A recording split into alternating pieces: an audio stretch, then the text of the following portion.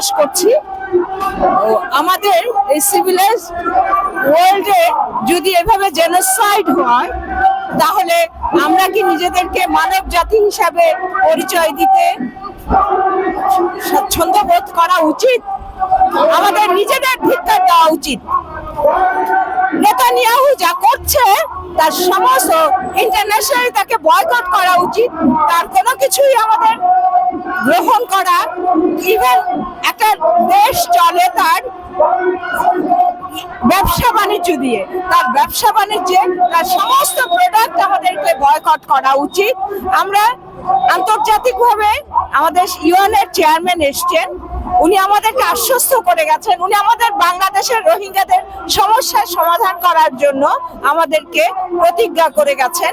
কিন্তু ওনাকে দিয়ে শত শত বছর ধরে নিজ বাসভবনে, নিজ বাসস্থানে তারা পরাধীন, এবং শুধু পরাধীন না, তাদেরকে পশু পাখির মতো মেরে ফেলছে অমানবিকভাবে।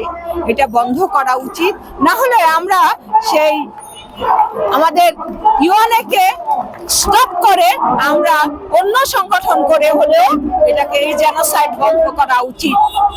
আপনারা জানেন যে নেতানিয়াহু ইসরায়েলও তাকে পছন্দ করছে না, তো সেখানে সে কিভাবে থাকে?